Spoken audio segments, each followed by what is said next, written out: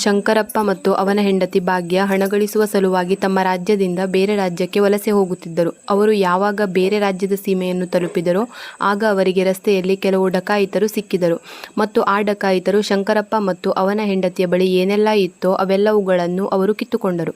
ಈ ರೀತಿಯಾಗಿ ಶಂಕರಪ್ಪ ಮತ್ತು ಅವನ ಹೆಂಡತಿಯನ್ನು ಡಕಾಯಿತರು ಬಿಕಾರಿಗಳನ್ನಾಗಿ ಮಾಡಿದರು. ನಂತರ ಆ ಡಕಾಯಿತರ ಗುಂಪು ಅಲ್ಲಿಂದ ಹೊರಟು ಹೋಯಿತು. ಆದರೆ ಅಲೆಮಾರಿ ಮತ್ತು ಅವನ ಹೆಂಡತಿ ಎಲ್ಲವನ್ನೂ ಕಳೆದುಕೊಂಡು ಚಿಂತೆಯಲ್ಲಿ ಮುಳುಗಿದರು. ಮುಂದೆ ಏನು ಮಾಡುವುದು ಎಂದು ಯೋಚಿಸತೊಡಗಿದರು. ಪರಿಚಯ ಇಲ್ಲದ ನಗರದಲ್ಲಿ ಹಣವೇ ಮುಖ್ಯವಾಗಿರುತ್ತೆ.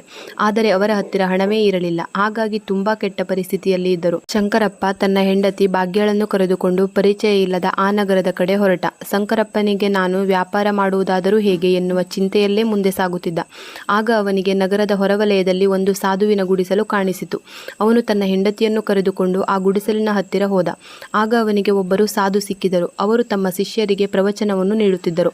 ಅವರನ್ನು ನೋಡಿ ಶಂಕರಪ್ಪ ಯೋಚಿಸಿದ, ನಾನ್ಯಾಕೆ ಸಾಧುಗಳ ಹತ್ತಿರ ತನ್ನ ಸಮಸ್ಯೆಯನ್ನು ಹೇಳಿಕೊಳ್ಳಬಾರದು ಎಂದು.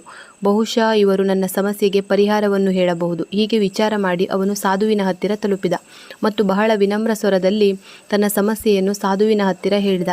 ಸಾಧು ಮಹಾರಾಜರೇ, ಡಕಾಯಿತರು ನಮ್ಮ ಹತ್ತಿರ ಇರುವುದೆಲ್ಲವನ್ನೂ ಕಿತ್ತುಕೊಂಡರು. ಈಗ ನಮ್ಮ ಹತ್ತಿರ ಏನೂ ಇಲ್ಲ. ಸಾಧ್ಯವಾದರೆ ನೀವು ಹೇಗಾದರೂ ಮಾಡಿ ನನ್ನ ಹೆಂಡತಿಯನ್ನು ಯಾವುದಾದರೂ ಶೆಟ್ಟಿ ಅವರ ಹತ್ತಿರ ಗಿರವಿ ಇಟ್ಟು ನನಗೆ ಸ್ವಲ್ಪ ಹಣ ಸಿಗುವ ಹಾಗೆ ಮಾಡುವಿರಾ? ಹೀಗೆ ಮಾಡಿದರೆ ನಿಮ್ಮಿಂದ ಬಹಳ ಉಪಕಾರವಾಗುತ್ತೆ ಎಂದು ಹೇಳಿದನು. ಯಾವಾಗ ಸಾಧು ಮಹಾರಾಜನು ಶಂಕರಪ್ಪನ ಮಾತನ್ನು ಕೇಳಿದನೋ ಆಗ ಆ ಸಾಧು ಮಹಾರಾಜನಿಗೆ ವ್ಯಾಪಾರಿಯ ಮೇಲೆ ಕರುಣೆ ಬಂದಿತು. ಸಾಧು ಮಹಾರಾಜರು ತನ್ನ ಪರಿಚಯ ಇರುವ ಶೆಟ್ಟಿಯ ವಿಷಯ ಹೇಳಿದರು ಮತ್ತು ಅಲ್ಲಿಗೆ ಕಳುಹಿಸಿಕೊಟ್ಟರು. ಶಂಕರಪ್ಪನು ತನ್ನ ಹೆಂಡತಿ ಭಾಗ್ಯಳನ್ನು ಕರೆದುಕೊಂಡು ಆ ಶೆಟ್ಟಿಯ ಹತ್ತಿರ ತಲುಪಿದ ಮತ್ತು ಶೆಟ್ಟಿಗೆ ಕೈಮುಗಿದು ಹೇಳಿದ, ಶೆಟ್ಟಿ ಅವರೇ, ನನಗೆ ಸ್ವಲ್ಪ ಹಣದ ಅವಶ್ಯಕತೆ ಇದೆ. ಗಿರವಿ ಇಡಲು ನನ್ನ ಹತ್ತಿರ ಏನೂ ಇಲ್ಲ. ಕೇವಲ ನನ್ನ ಹೆಂಡತಿ ಮಾತ್ರ ಇದ್ದಾಳೆ. ನೀವು ನನ್ನ ಹೆಂಡತಿಯನ್ನು ಗಿರವಿ ಇಟ್ಟುಕೊಂಡು ನನಗೆ ಸ್ವಲ್ಪ ಹಣವನ್ನು ಕೊಡಿ. ನಾನು ಆ ಹಣದಿಂದ ವ್ಯಾಪಾರವನ್ನು ಶುರು ಮಾಡಿ ಬೇಗ ನಿಮ್ಮ ಹಣವನ್ನು ಬಡ್ಡಿಯ ಸಹಿತ ವಾಪಸ್ ಮಾಡುತ್ತೇನೆ ಮತ್ತು ತನ್ನ ಹೆಂಡತಿಯನ್ನು ನಿಮ್ಮಿಂದ ಬಿಡಿಸಿಕೊಳ್ಳುತ್ತೇನೆ. ನನ್ನ ಹೆಂಡತಿ ನೀವು ಕೊಟ್ಟ ಹಣಕ್ಕೆ ನಿಮ್ಮ ಹತ್ತಿರ ಗಿರವಿ ಇರುತ್ತಾಳೆ. ಶೆಟ್ಟಿಯು ಶಂಕರಪ್ಪನ ಮಾತನ್ನು ಕೇಳಿ ಅವನಿಗೆ ಹಣ ಕೊಡಲು ಒಪ್ಪಿಕೊಂಡ ಮತ್ತು ಹಣದ ಬದಲಿಗೆ ಹೆಂಡತಿಯನ್ನು ತನ್ನ ಹತ್ತಿರ ಗಿರವಿ ರೂಪದಲ್ಲಿ ಇಟ್ಟುಕೊಳ್ಳಲು ಒಪ್ಪಿದ. ಆಗ ಶಂಕರಪ್ಪ ಶೆಟ್ಟಿಯ ಹತ್ತಿರ ತನ್ನ ಹೆಂಡತಿಯನ್ನು ಗಿರವಿ ಇಟ್ಟು ಸಾಲವನ್ನು ಪಡೆದುಕೊಂಡು ವ್ಯಾಪಾರ ಮಾಡಲು ಹೊರಟು ಹೋದ. ಆ ಹಣದಿಂದ ಈರುಳ್ಳಿಯ ವ್ಯಾಪಾರ ಶುರು ಮಾಡಿದ. ಆತನು ರೈತರಿಂದ ಈರುಳ್ಳಿಯನ್ನು ಕಡಿಮೆ ರೇಟಿನಲ್ಲಿ ಖರೀದಿ ಮಾಡುತ್ತಿದ್ದ ಮತ್ತು ಈರುಳ್ಳಿಯ ಅವಶ್ಯಕತೆ ಯಾರಿಗೆ ಇದೆ ಅವರಿಗೆ ದುಬಾರಿ ಬೆಲೆಯಲ್ಲಿ ಮಾರಾಟ ಮಾಡುತ್ತಿದ್ದ. ಈ ರೀತಿಯಾಗಿ ಶಂಕರಪ್ಪ ಕಡಿಮೆ ಸಮಯದಲ್ಲಿ ಬಹಳಷ್ಟು ಹಣವನ್ನು ಗಳಿಸಿದ. ಈಗ ಶಂಕರಪ್ಪ ಶೆಟ್ಟಿಯ ಹತ್ತಿರ ತಲುಪಿ, ಶೆಟ್ಟಿಯವರೇ, ನೀವು ಲೆಕ್ಕಾಚಾರ ಮಾಡಿ ಹಣ ತೆಗೆದುಕೊಳ್ಳಿ ಮತ್ತು ನನ್ನ ಹೆಂಡತಿಯನ್ನು ನನಗೆ ವಾಪಸ್ ನೀಡಿ. ಶಂಕರಪ್ಪನ ಮಾತು ಕೇಳಿ ಶೆಟ್ಟಿ ಹೇಳಿದ, ಅಣ್ಣ, ನಿನಗೆ ಏನು ಹೇಳಲಿ? ಇವತ್ತಿನಿಂದ ಸರಿಯಾಗಿ 2 ತಿಂಗಳ ಮೊದಲಿನ ಮಾತು. ಆಕಸ್ಮಿಕವಾಗಿ ನಿನ್ನ ಹೆಂಡತಿಯ ಆರೋಗ್ಯ ಹದಗೆಟ್ಟಿತ್ತು ಮತ್ತು ಅವಳು ರೋಗದಿಂದಾಗಿ ಸಾವನ್ನಪ್ಪಿದಳು. ನಾನು ನಿನ್ನ ಹೆಂಡತಿಗೆ ಬಹಳ ಚಿಕಿತ್ಸೆ ಮಾಡಿಸಿದೆ, ಒಳ್ಳೊಳ್ಳೆಯ ವೈದ್ಯರಿಗೆ ತೋರಿಸಿದೆ. ಆದರೂ ಸಹ ನಾನು ನಿನ್ನ ಹೆಂಡತಿಯನ್ನು ಉಳಿಸಿಕೊಳ್ಳಲು ಸಾಧ್ಯವಾಗಲಿಲ್ಲ. ಶಂಕರಪ್ಪನು ಶೆಟ್ಟಿಯ ಬಾಯಿಯಿಂದ ಇದನ್ನು ಕೇಳಿ ಬಹಳ ದುಃಖಿತನಾದ. ನಂತರ ಸ್ವಲ್ಪ ಧೈರ್ಯ ತುಂಬಿಕೊಂಡು ಶೆಟ್ಟಿಯ ಹತ್ತಿರ ಹೇಳಿದ, ಶೆಟ್ಟಿಯವರೇ, ಏನೋ ಆಗಬೇಕಿತ್ತೋ ಅದು ಆಗಿ ಹೋಯಿತು. ಬಹುಶಃ ನನ್ನ ನಶೀಬದಲ್ಲಿ ಹೀಗೆ ಬರೆದಿತ್ತು ಎಂದು ಕಾಣುತ್ತೆ. ಅವಳು ನನ್ನ ಜೊತೆ ಇದ್ದರೂ ಸಹ ಆಯುಷ್ಯ ಮುಗಿದ ಮೇಲೆ ಸಾಯಲೇಬೇಕಿತ್ತು. ಅದನ್ನು ಯಾರಿಂದಲೂ ತಡೆಯಲು ಸಾಧ್ಯವಿಲ್ಲ. ಆದರೂ ಸಹ ನೀವು ಹಣವನ್ನು ನನ್ನಿಂದ ಪಡೆದುಕೊಳ್ಳಿ, ಯಾಕೆಂದರೆ ನನಗೂ ಸಮಾಧಾನವಾಗುತ್ತೆ. ನಾನು ಸಮಯಕ್ಕೆ ಸರಿಯಾಗಿ ಸಾಲ ತೀರಿಸಿದ್ದೇನೆ ಮತ್ತು ನನ್ನ ಹೆಂಡತಿಯ ಗಿರವಿ ಇಟ್ಟಿದ್ದೆ ಅನ್ನುವ ಕಳಂಕದಿಂದ ನನ್ನನ್ನು ನಾನು ತಪ್ಪಿಸಿಕೊಳ್ಳಬಹುದು. ಶಂಕರಪ್ಪನ ಮಾತು ಕೇಳಿ ಅವನು ಹೇಳಿದ, ಇಲ್ಲ ಅಣ್ಣ, ಈಗ ನಾನು ನಿನ್ನಿಂದ ಹೇಗೆ ತೆಗೆದುಕೊಳ್ಳಲು ಸಾಧ್ಯ? ನಿನ್ನ ಹೆಂಡತಿಯನ್ನು ನನಗೆ ಮರಳಿಸಲು ಸಾಧ್ಯವಾಗಲಿಲ್ಲ. ನನ್ನ ಸಾಲವನ್ನು ನಿನ್ನಿಂದ ತೆಗೆದುಕೊಳ್ಳುವ ಯಾವುದೇ ಹಕ್ಕು ನನಗೆ ಇಲ್ಲ ಎಂದನು. ಅದಕ್ಕೆ ಶಂಕರಪ್ಪನು ಮತ್ತೆ ಮತ್ತೆ ಶೆಟ್ಟಿಗೆ ತನ್ನ ಸಾಲವನ್ನು ವಾಪಸ್ ತೆಗೆದುಕೊಳ್ಳಲು ಬೇಡಿಕೊಳ್ಳುತ್ತಿದ್ದ. ಆದರೆ ಆ ಶೆಟ್ಟಿ ಒಪ್ಪಲಿಲ್ಲ.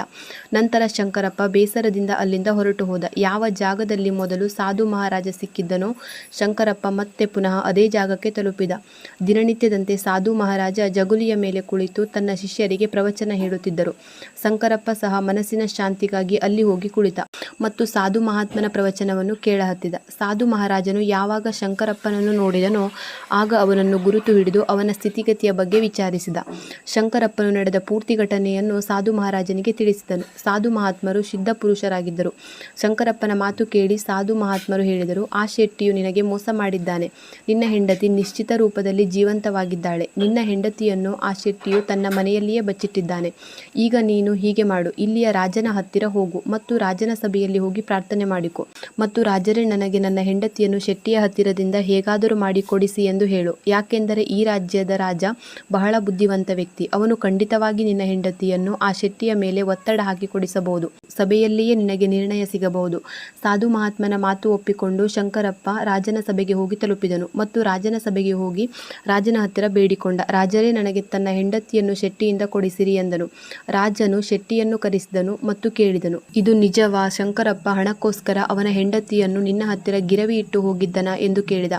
ಆಗ ಶೆಟ್ಟಿಯು ರಾಜರ ಮಾತನ್ನು ಒಪ್ಪಿಕೊಳ್ಳುತ್ತಾ ಹೇಳಿದ, ಇದು ನಿಜ ರಾಜರೇ, ಶಂಕರಪ್ಪನ ಈ ಮಾತು ಖಂಡಿತವಾಗಿ ಸತ್ಯ. ರಾಜನು ಪುನಃ ಹೇಳಿದ, ನೀನು ಇವನ ಹೆಂಡತಿಯನ್ನು ಯಾಕೆ ವಾಪಸ್ ಮಾಡುತ್ತಿಲ್ಲ? ರಾಜನ ಮಾತನ್ನು ಕೇಳಿ ಶೆಟ್ಟಿ, ನಾನು ಈ ಶಂಕರಪ್ಪನಿಗೆ ಹೇಳಿದ್ದೇನೆ, 2 ತಿಂಗಳ ಹಿಂದೆ ಇವನ ಹೆಂಡತಿ ಸತ್ತು ಹೋಗಿದ್ದಾಳೆ ಎಂದು. ರಾಜರೇ, ನಾನು ಈಗ ಸತ್ತು ಹೋದವಳನ್ನು ವಾಪಸ್ ಅಂತೂ ತರಲು ಆಗಲ್ಲ ಎಂದನು. ಅದಕ್ಕೆ ರಾಜ ಕೇಳಿದ, ನಿನ್ನ ಹತ್ತಿರ ಯಾವುದಾದರೂ ಸಾಕ್ಷಿ ಇದೆಯಾ ಇವನ ಪತ್ನಿ ಸತ್ತು ಹೋಗಿದ್ದಾಳೆ ಎಂದು ಹೇಳಲು? ಆಗ ಆ ಶೆಟ್ಟಿಯು ಹೇಳಿದ, ಸರಿ ರಾಜರೇ, ಇದಕ್ಕೆ ಸಾಕ್ಷಿ ಅವಳನ್ನು ಚಿಕಿತ್ಸೆ ಮಾಡಿದ ವ್ಯಕ್ತಿ ಮತ್ತು ಆ 4 ಜನರು ಅವಳನ್ನು ಸ್ಮಶಾನದಲ್ಲಿ ಹೊತ್ತುಕೊಂಡು ಹೋಗಿ ಸುಟ್ಟು ಹಾಕಿದವರು ಎಂದನು.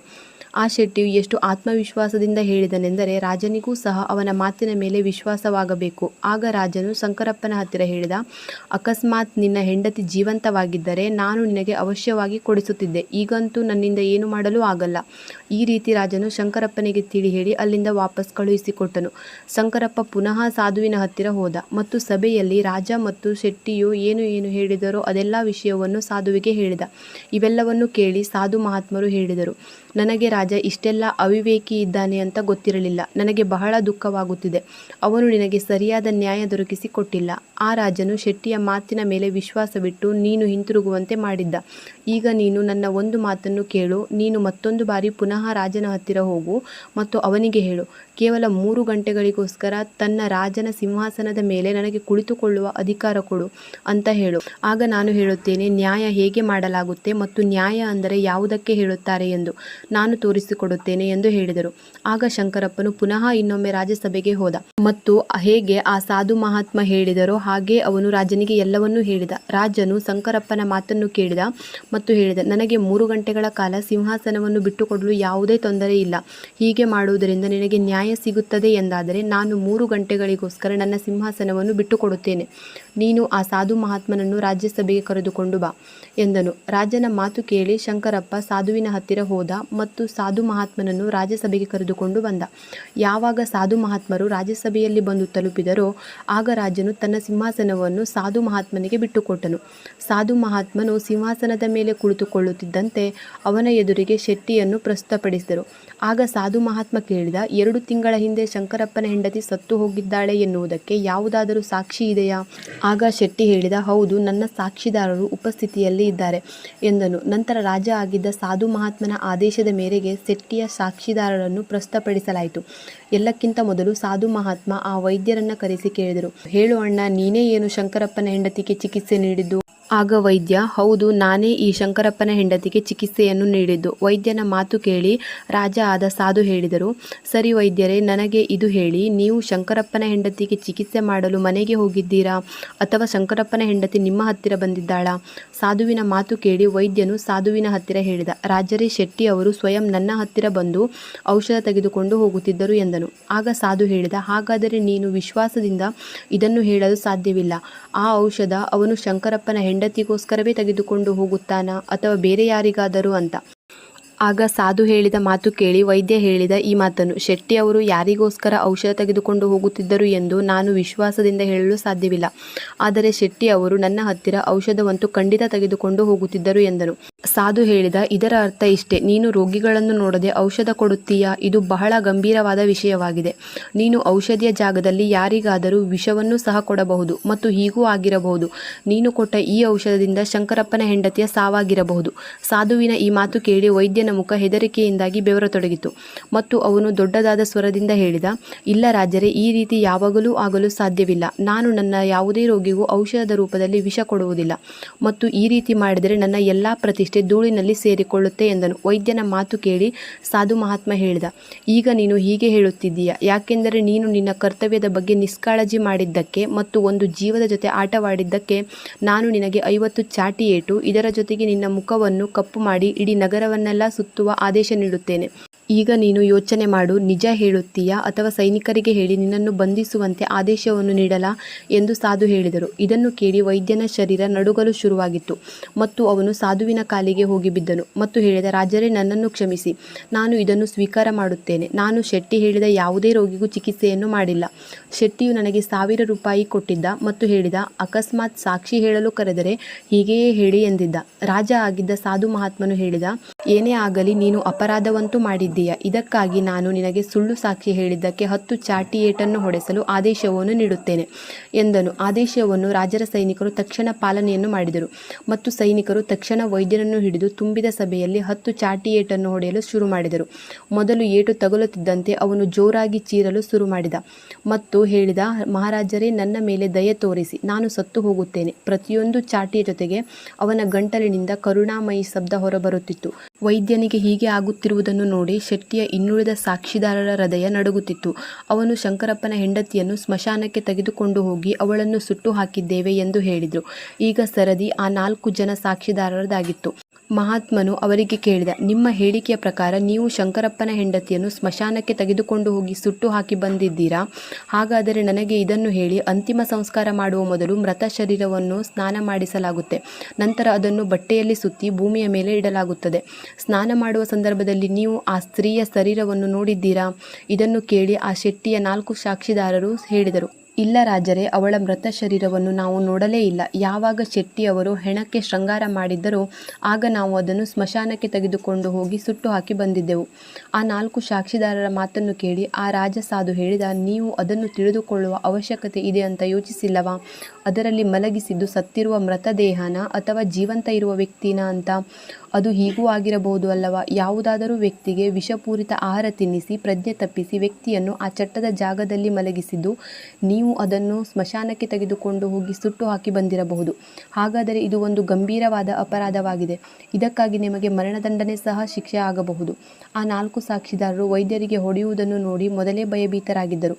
ಅಂಥವುದರಲ್ಲಿ ಸಾಧು ಮಹಾತ್ಮನ ಬಾಯಿಯಿಂದ ಮರಣದಂಡನೆ ವಿಷಯ ಕೇಳಿ ಅವರೆಲ್ಲರ ಕೈಕಾಲುಗಳು ತಣ್ಣಗಾಗಿ ಹೋದವು. ಹಾಗೆಯೇ ಸಾಧು ಮಹಾತ್ಮನು ಶೆಟ್ಟಿಯ ಕಡೆ ನೋಡಿದಾಗ ಶೆಟ್ಟಿಯ ಮುಖ ಕಪ್ಪೊಡೆದಿತ್ತು. ಸಾಧು ಶೆಟ್ಟಿಗೆ ಹೇಳಿದ, ಶೆಟ್ಟಿ ಅವರೇ, ನಿಮ್ಮ 5 ಸಾಕ್ಷಿದಾರರು ಸುಳ್ಳು ಹೇಳುತ್ತಿದ್ದಾರೆ ಎಂದು ಗೊತ್ತಾಗಿದೆ. ಯಾರಾದರೂ ಇಚ್ಛೆಯ ವಿರುದ್ಧವಾಗಿ ಬೇರೆಯವರ ಹೆಂಡತಿಯನ್ನು ಬಲವಂತವಾಗಿ ಮನೆಯಲ್ಲಿ ಇಟ್ಟುಕೊಳ್ಳುವ ಅಪರಾಧಕ್ಕೆ ನೀವು ಯಾವ ಶಿಕ್ಷೆ ಪಡೆಯಲು ಇಚ್ಛಿಸುತ್ತೀರಾ? ಸಾಧು ಮಹಾತ್ಮನ ಮಾತು ಕೇಳಿ ಶೆಟ್ಟಿಯ ಮುಖ ತಕ್ಷಣ ಬಿಳುಪುಗೆಟ್ಟಿತು. ಅವನ ಬಾಯಿಂದ ಯಾವುದೇ ಮಾತು ಹೊರಡಲಿಲ್ಲ. ರಾಜ ಆಗಿದ್ದ ಸಾಧು ಹೇಳಿದ, ಇದಕ್ಕಿಂತ ಮುಂಚೆ ನಾನು ನಿನಗೆ 10 ವರ್ಷ ಕಠೋರವಾದ ಕಾರಾಗೃಹದಲ್ಲಿ ಇಡುವ ಶಿಕ್ಷೆಯನ್ನು ನೀಡುವ ಮೊದಲು ನಿನಗೆ ಇನ್ನೂ ಸಮಯವಿದೆ. ನೀನು ಈ ಶಂಕರಪ್ಪನ ಹೆಂಡತಿಯನ್ನು ಸಭೆಯಲ್ಲಿ ಹಾಜರುಪಡಿಸು ಎಂದನು. ಶಿಕ್ಷೆಯ ಭಯದಿಂದ ಶೆಟ್ಟಿಯು ತಕ್ಷಣ ತನ್ನ ಸೇವಕರನ್ನು ಮನೆಗೆ ಕಳುಹಿಸಿ ಶಂಕರಪ್ಪನ ಹೆಂಡತಿಯನ್ನು ಸಭೆಯಲ್ಲಿ ಪ್ರಸ್ತುತಪಡಿಸಿದನು.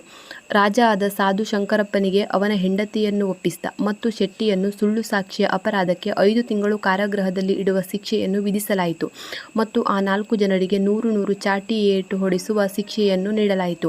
ಇದನ್ನು ನೋಡಿ ನಿಜವಾದ ರಾಜ ಆಶ್ಚರ್ಯಚಕಿತನಾದನು ಮತ್ತು ಸಾಧು ಮಹಾತ್ಮನಿಗೆ ಕೈಮುಗಿದು ಹೇಳಿದನು, ನೀವು ತುಂಬಾ ಧನ್ಯರು. ನೀವು ನನಗೆ ನ್ಯಾಯವನ್ನು ಹೇಗೆ ನಿರ್ಣಯಿಸಬೇಕು ಎಂದು ಕಲಿಸಿಕೊಟ್ಟಿದ್ದಕ್ಕೆ ನಿಮಗೆ ಧನ್ಯವಾದಗಳು.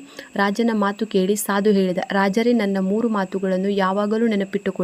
ಯಾವಾಗಲೂ ಈ 3 ಜಾಗಗಳಲ್ಲಿ ನಿಮ್ಮ ಹೆಂಡತಿಯನ್ನು ಒಬ್ಬಂಟಿಯಾಗಿ ಬಿಟ್ಟು ಬಿಡಬೇಡಿ. ಮೊದಲ ಜಾಗ, ನಿಮ್ಮ ಹೆಂಡತಿಗೆ ಆರೋಗ್ಯ ಸರಿ ಇಲ್ಲದಿದ್ದರೆ ಇಂತಹ ಪರಿಸ್ಥಿತಿಯಲ್ಲಿ ಯಾವಾಗಲೂ ಅವಳನ್ನು ಒಬ್ಬಂಟಿಯಾಗಿ ಬಿಟ್ಟು ಎಲ್ಲಿಗೂ ಹೋಗಬೇಡಿ.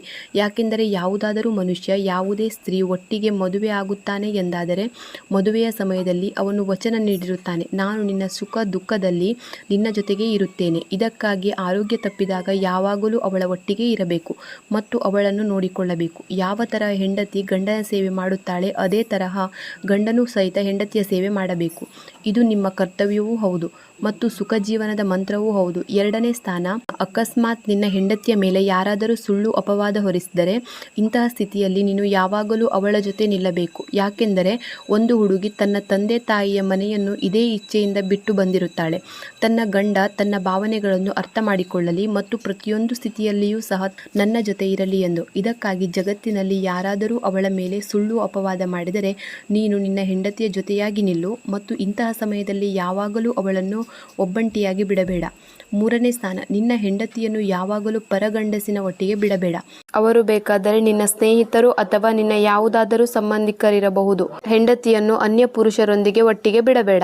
ಯಾಕೆಂದರೆ ಇವತ್ತಿನ ದಿನಗಳಲ್ಲಿ ಯಾರ ಬಗ್ಗೆಯೂ ನಮಗೆ ಗೊತ್ತಿರಲ್ಲ, ಯಾರು ಯಾವಾಗ ಯಾರಿಗೆ ಮೋಸ ಮಾಡುತ್ತಾರೆ ಎಂದು. ಅದಕ್ಕಾಗಿ ಅಪ್ಪಿತಪ್ಪಿಯೂ ನೀವು ನಿಮ್ಮ ಹೆಂಡತಿಯನ್ನು ಬೇರೆ ಗಂಡಸಿನ ಒಟ್ಟಿಗೆ ಬಿಡಬಾರದು.